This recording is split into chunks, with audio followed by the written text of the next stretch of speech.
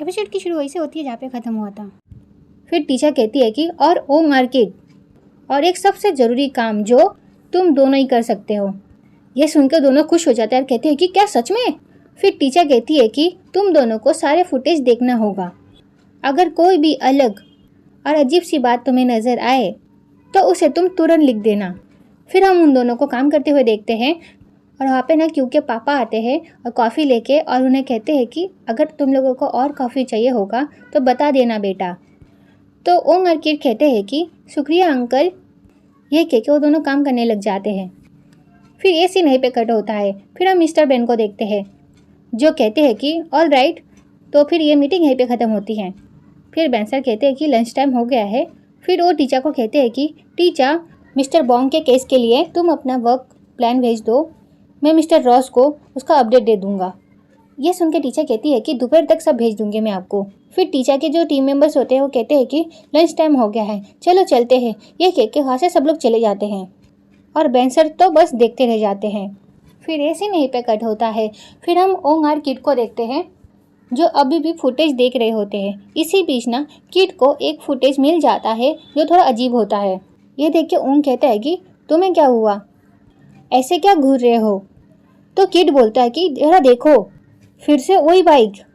फिर ये सारी बातें ना वो डाला को बताता है। पता है तुम्हें, ये मोटर बाइक पिछले 3 दिनों तक क्यू का पीछा करते रही है डाला।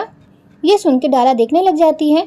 फिर सारा फुटेज किड डाला को दिखा देता है और बताता है कि ऑफिस से घर तक ये बाइक क्यू का पीछा करता है।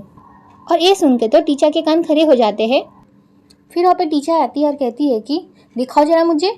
फिर किड दिखाता है और टीचर जब उसे देखती है तो किड को कहती है कि वेरी गुड, यही तो चाहिए था हमें। ये सुन के ओम कहता है कि क्या हमें सबूत मिल गया, थैंक गॉड। फिर सब लोग ना उस फुटेज को देखने लग जाते हैं और ये सीन यहीं पे कट होता है। फिर हम टीचर को देखते हैं जो घर पे ना क्यू के केस के बारे में स्टडी कर रही होती है। और इसी बीच ना टीचर को क्यू का मैसेज आता है। क्यू कहता है कि मुझे पता है कि तुम जगी हुई हो, तुम्हें नींद नहीं आ रही या फिर तुम सोना नहीं चाहती। ये सारा रीड करने के बाद टीचर कहती है कि तुम्हें सब पता है।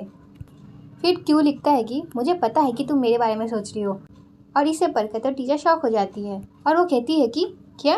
फिर क्यू मैसेज करके बोलता है कि मेरा मतलब ये है कि मेरे केस के बारे में सोच रही हो।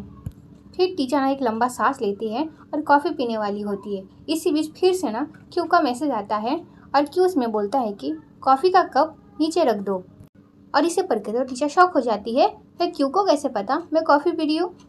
फिर क्यू मैसेज करता है कि आज के लिए बहुत मेहनत हो गई, अब काम बंद करो और सोने चली जाओ, आराम भी तो ज़रूरी है ना। फिर क्यू मैसेज करता है कि मुझे तुम्हारी फिक्र है।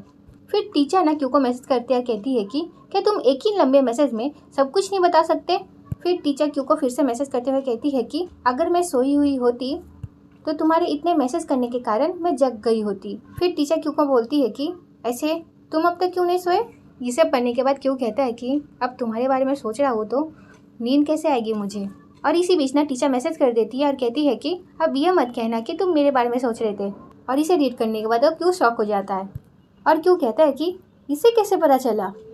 फिर टीचर मैसेज करके कहती है कि अब केस के बारे में सोचना बंद करो, अपने दिल और दिमाग को इतना मत थकाओ, हम कल सुबह सुबह इसको कंटिन्यू करेंगे, समझे। फिर क्यू कहता है कि हाँ जी मैडम।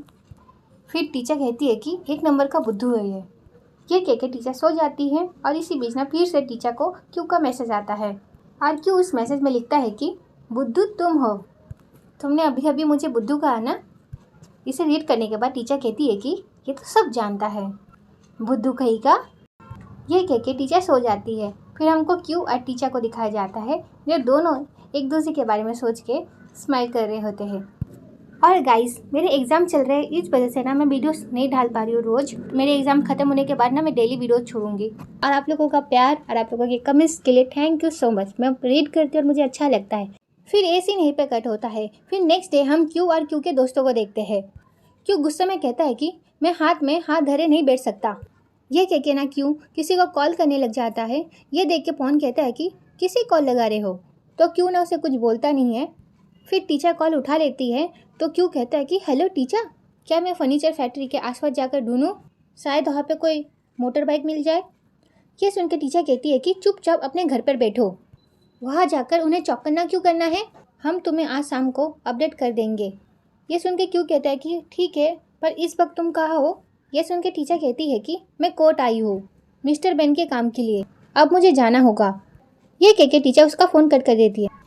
फिर हम टीचर को किसी कोर्ट में नहीं फर्नीचर फैक्ट्री के सामने देखते हैं और इस बार ना टीचर पूरी तैयारी के साथ आई होती है।